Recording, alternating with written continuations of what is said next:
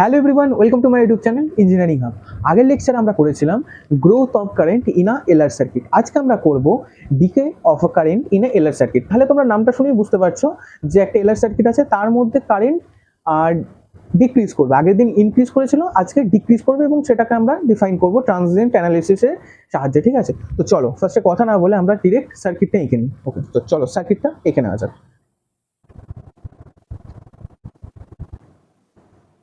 তো দেখো আমরা সার্কিটটা ড্র করে নিয়েছি। দেখো এখানে একটা ইন্ডাক্টর রয়েছে এল এবং এখানে একটা রেজিস্টার রয়েছে আর। এখানে একটা ব্যাটারি রয়েছে, এটা পজিটিভ টার্মিনাল, এটা negative terminal, and the battery is EMF is E. Okay, এখানে একটা S1 সুইচ রয়েছে এবং এই সার্কিটের মধ্যে আরেকটা সুইচ আছে, সেটা হচ্ছে S2। ওকে, এবং এই টার্মিনাল এই টার্মিনালটা প্লাসের সঙ্গে কানেক্ট আছে, that means plus and it is minus. it is plus and it is minus. So potential drop across the inductor কি হবে VL, and potential drop across the resistor কি হবে VR। ওকে, তাহলে আমরা এটা বুঝতে পারলাম। তবে এর আগে তোমাদেরকে আমি একটা কনসেপ্ট একটু বলি। সাপোজ তোমার কাছে এরকম একটা সার্কিট আছে, অনলি রেজিস্টার আছে। ওকে, দেন একটা সুইচ আছে। ওকে, একটা ব্যাটারি আছে। ওকে, একটা কারেন্ট তুমি সুইচটাকে ক্লোজ করেছো, একটা কারেন্ট এর মধ্যে দিয়ে ফ্লো করছে। এবং আগের দিন বলেছিলাম যখন শুধুমাত্র রেজিস্টার থাকবে তখন তার কারেন্ট যেটা ফ্লো করবে সেটা সঙ্গে সঙ্গে তার স্টেডি স্টেট কারেন্ট বা ম্যাক্সিমাম কারেন্টকে রিচ করে দেবে, কারণ সেখানে তাকে অপোজ করার মতো কোনো রকম এলিমেন্ট নেই। সেহেতু সঙ্গে সঙ্গে ডিরেক্ট কারেন্টটা ফ্লো করছে এবং সেই কারেন্টটা proportional to or equal to the steady state current. Okay, then suppose তুমি সুইচটাকে ওপেন করে দিলে, তাহলে কি হবে, সুইচটা যখনই ওপেন করে দিলে তখনই এই কারেন্ট আর ফ্লো করতে পারবে না, মানে তখন এই আই এর ভ্যালু ইকুয়াল টু 0 হয়ে গেল। ওকে, তাহলে তোমরা দেখতে পাচ্ছ যখন একটা রেজিস্টার আছে শুধুমাত্র সার্কিটটাতে, তখন তুমি যখন সুইচটাকে অন করছো এবং সেটা সঙ্গে সঙ্গে তার স্টেডি স্টেট কারেন্টকে গেইন করে নিচ্ছে, রিচ করে যাচ্ছে, এবং তুমি যখনই সেই সুইচটাকে আবার অফ করে দিচ্ছ তখন মানে ওপেন সার্কিট হয়ে যাচ্ছে, তখন কারেন্টটা সঙ্গে সঙ্গে 0 হচ্ছে। তাহলে এখানে কোনো রকম আস্তে আস্তে 0 হওয়া বা ধীরে ধীরে স্টেডি স্টেট কারেন্টে পৌঁছানো এরকম নয়, ইনস্ট্যান্টলি। তাহলে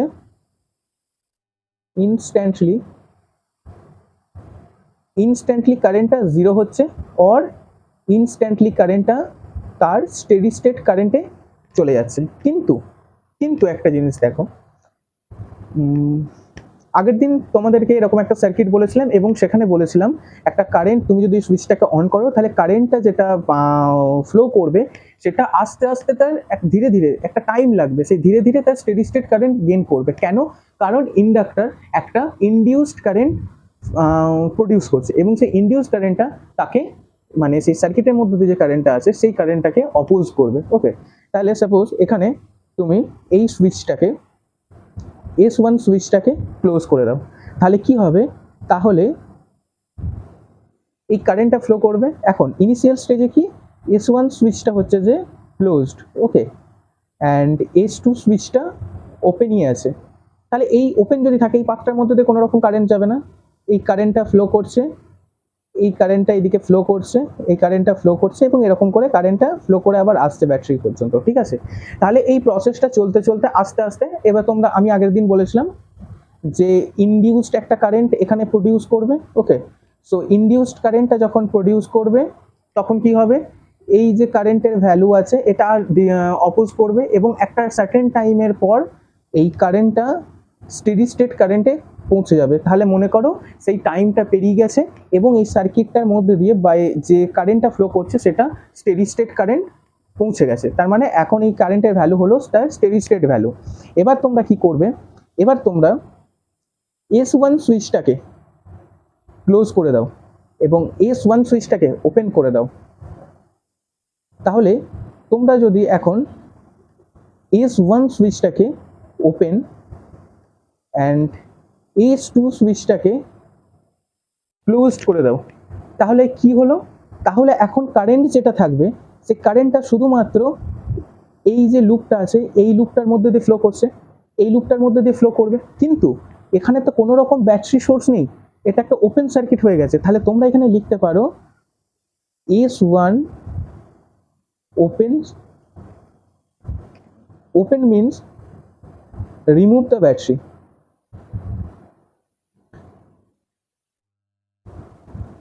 রিমুভ দ্য ব্যাটারি।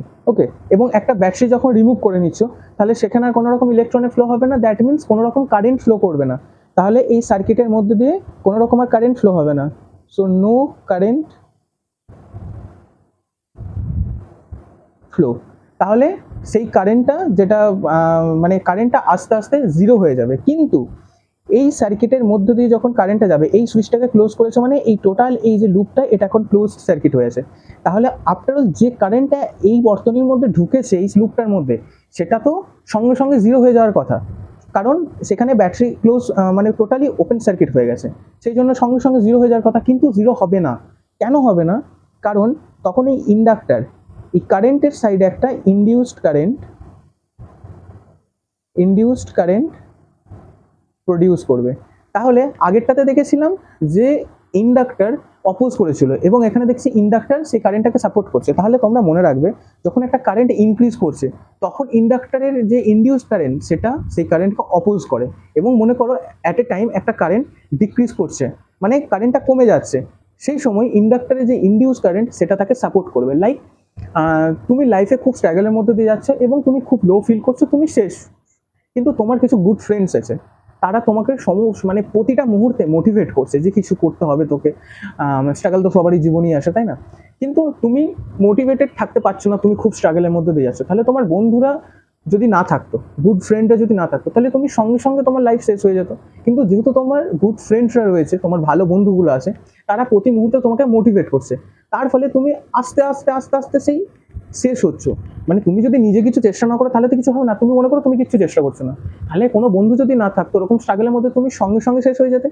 এখন তোমার কিছু বন্ধু আছে, খুব ভালো বন্ধু, তারা তোমাকে মোটিভেট করছে, হেল্প করছে, সেহেতু তুমি শেষ হবে, কিন্তু সেটা আস্তে আস্তে। এটাও ঠিক সেরকম, মানে তোমার বন্ধুরা তোমাকে যেমন সাপোর্ট করছে তোমার ডিক্রিমেন্টের সময়, এখানেও এই কারেন্ট যেটা ডিক্রিমেন্ট হচ্ছে সেই কারেন্টটাকে এই ইনডিউসড কারেন্টটা কি করছে?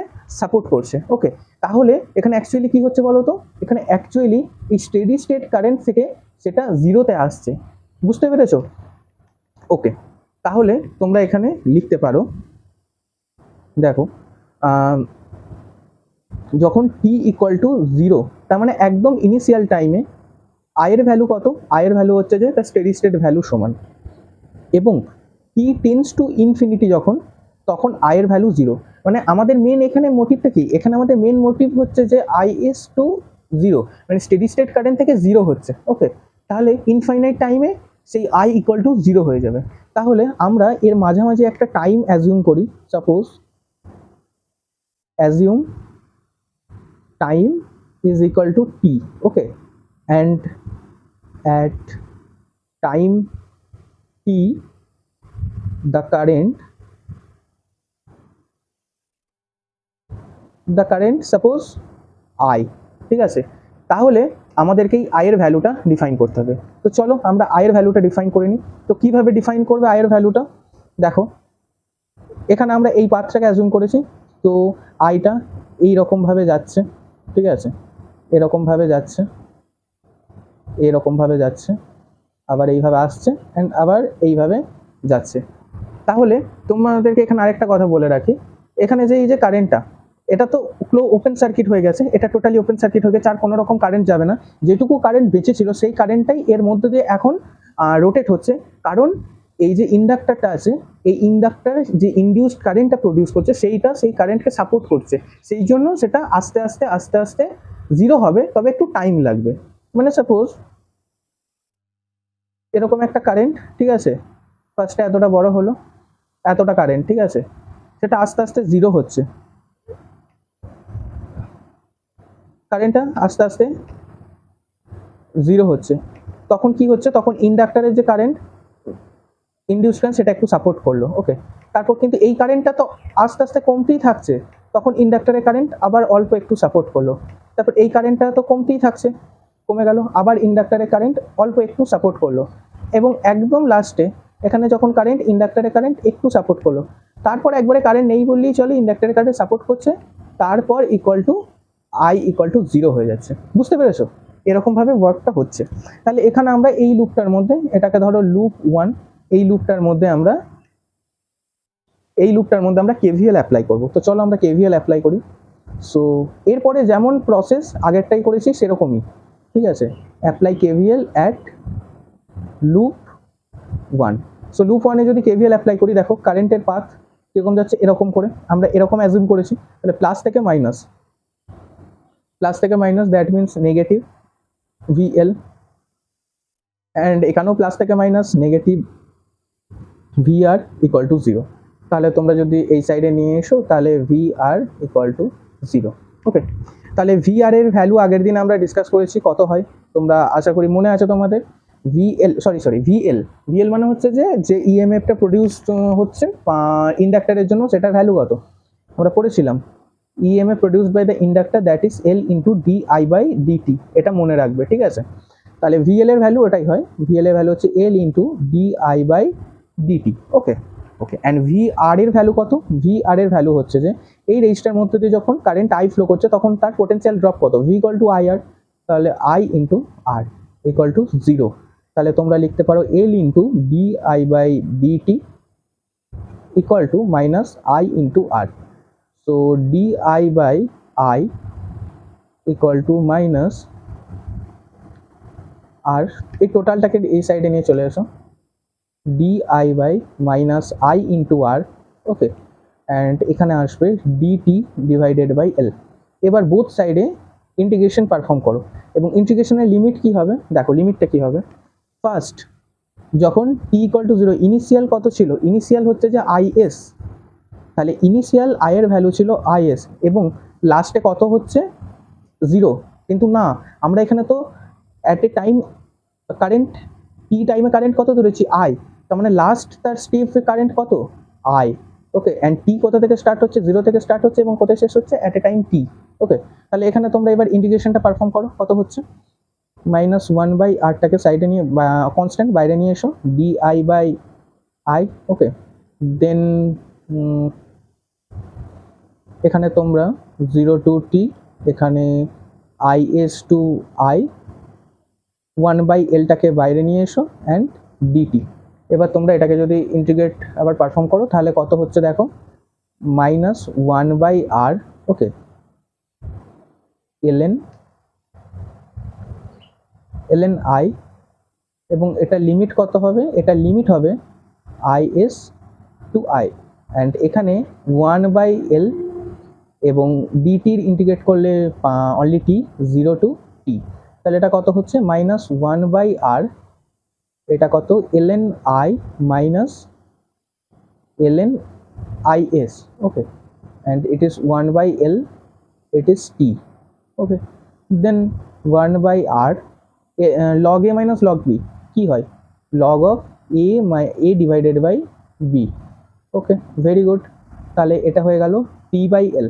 তাহলে এটাকে এই সাইডে নিয়ে এসো, তাহলে ln I divided by IS equal to minus t into R by L. Okay, then both সাইডে এক্সপোনেনশিয়াল নাও, তাহলে কত হচ্ছে, exponential minus t into R by এল।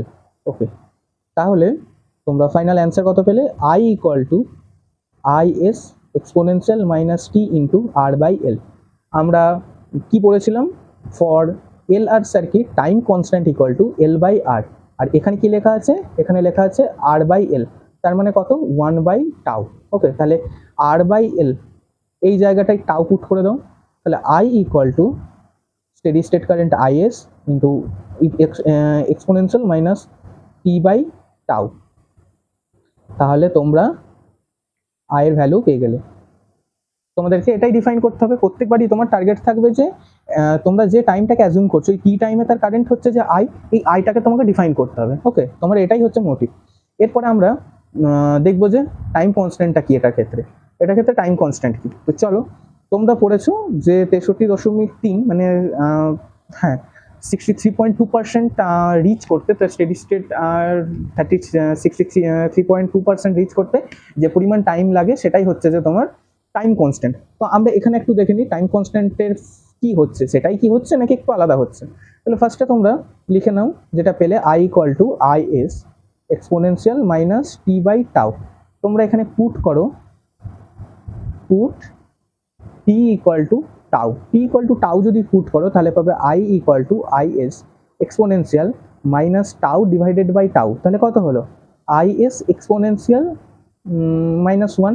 তাহলে এক্সপোনেনশিয়াল -1 এর তোমরা একটু ভ্যালুটা ক্যালকুলেটারে একটু ডিফাইন করে নাও, এক্সপোনেনশিয়াল -1।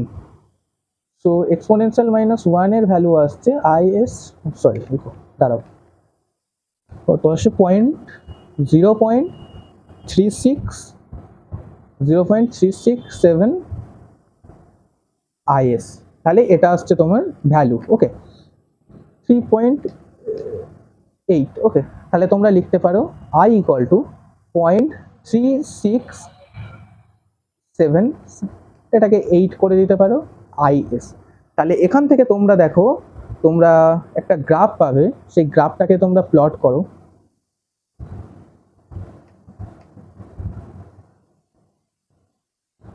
এরকম একটা গ্রাফ পাবে, এটা টি এবং এদিকে হচ্ছে যে আইএস। সো সাপোজ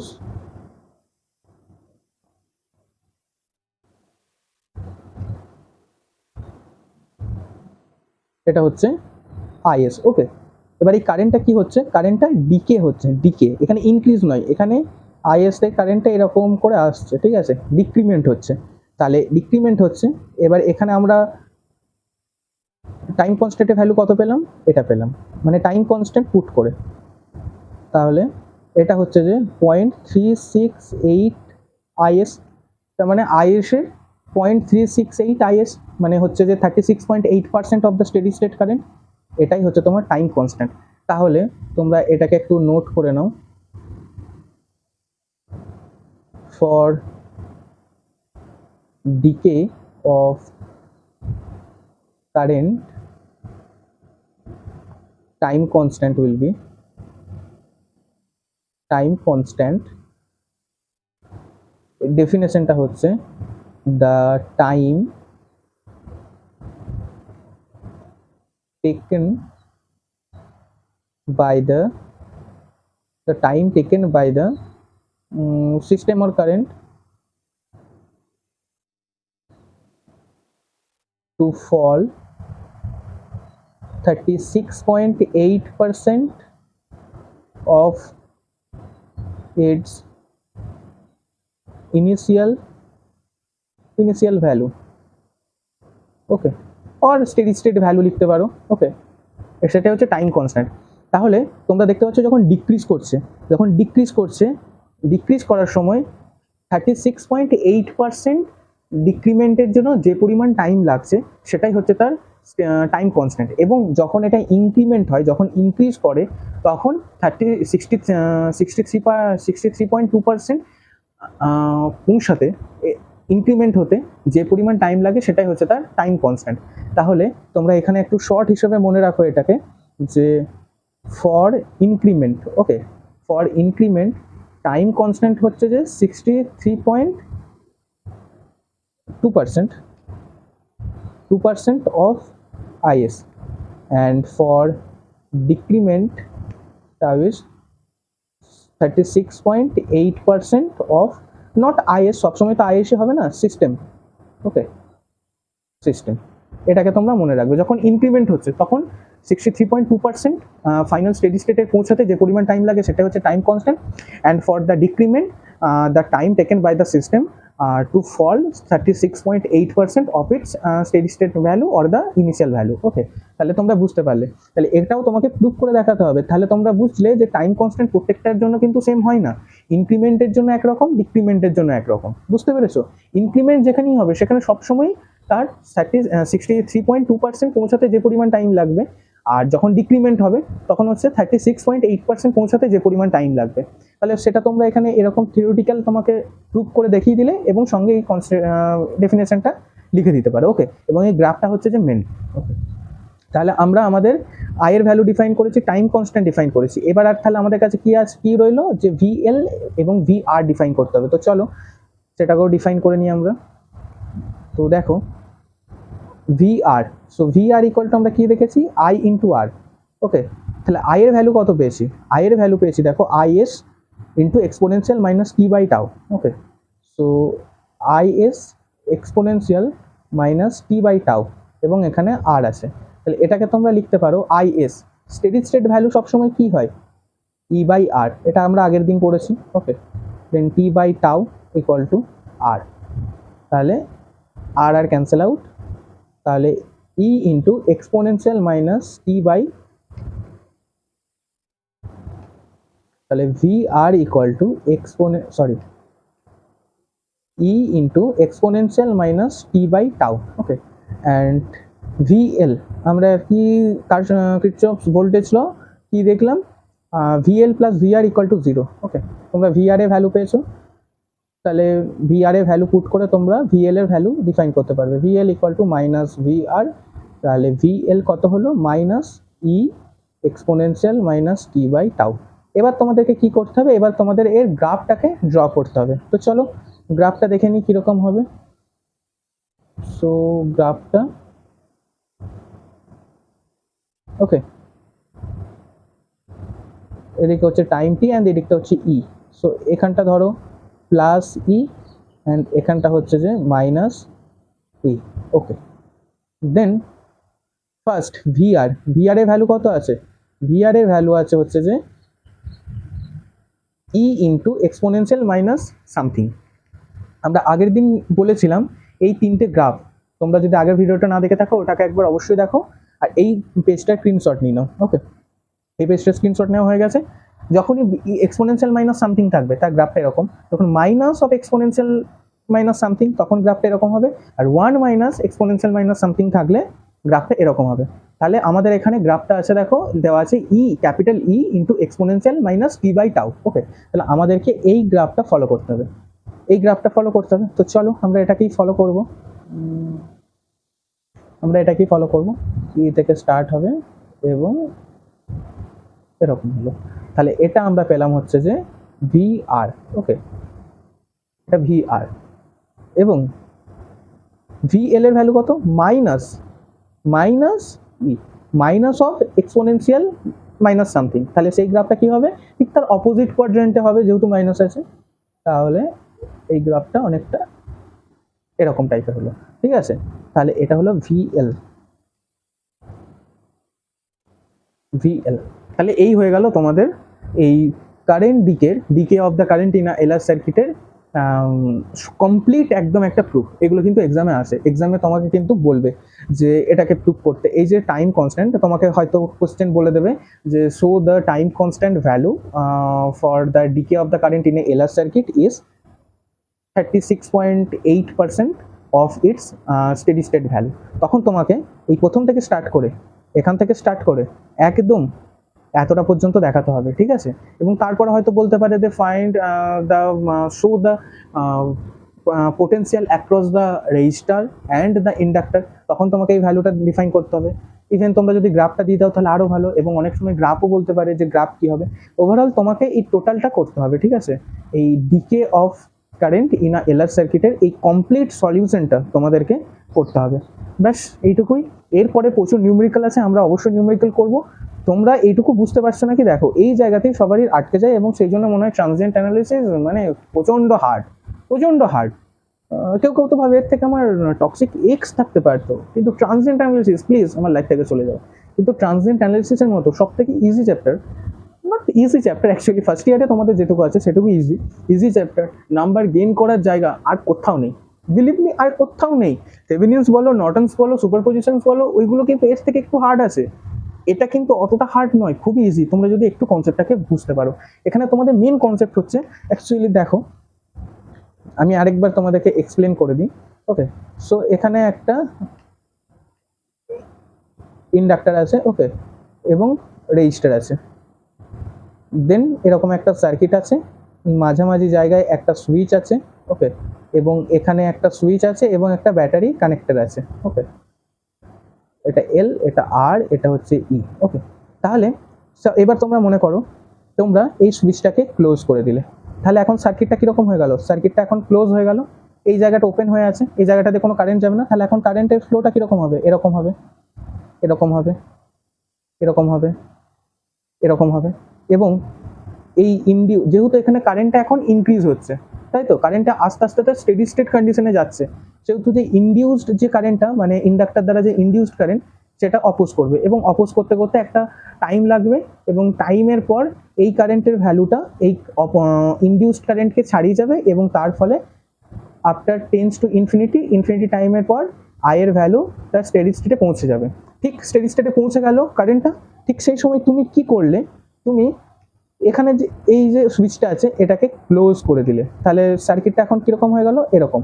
তাহলে কারেন্টটা এখন এই দিক দিয়ে আসছে, এই দিক দিয়ে আসছে, এখন এই লুপটার মধ্যে দিয়ে কারেন্টটা ফ্লো করছে, ওকে। এবং হুট করে তুমি কি করলে, এখানের এই যে সুইচটা আছে এটাকে তুমি ওপেন করে দিলে। ওপেন যখনই করে দিলে কোনো রকম আর কারেন্ট ব্যাটারি থেকে তো যাচ্ছে না, তাহলে এখানে ওপেন সার্কিট হয়ে গেল।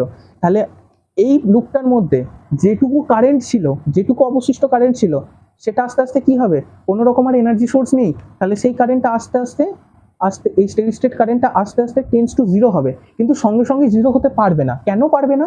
কারণ এই ইন্ডাক্টর এই কারেন্টের সঙ্গে একটা সাপোর্টিভ কারেন্ট প্রডিউস করবে, ইনডিউসড কারেন্ট, যেটা এই কারেন্টটাকে জিরো হতে দেওয়ার থেকে বাধা দেবে। মানে এই কারেন্টটা লো হয়ে যাচ্ছে, মনে করো এটার ভ্যালু হচ্ছে ইনডিউসড যে কারেন্টটা সেটার ভ্যালু হচ্ছে 0.2, ওকে। অ্যান্ড তোমার এই যে এখন কারেন্টটা আছে এই কারেন্টটার ভ্যালু হচ্ছে 5, তখন 5 আছে, তখন এর সঙ্গে আবার এই প্লাস 0.2 হয়ে গেল। তারপর মনে করো তোমার কারেন্টটা 5 থেকে কমে 3 হয়ে গেল, তখন আবার ইনডিউসড কারেন্টটা কিছু প্রডিউস করলো, তখন 3.2 হলো, ওকে। তারপর ইনডিউসড কারেন্টটা 1 হলো, ওকে।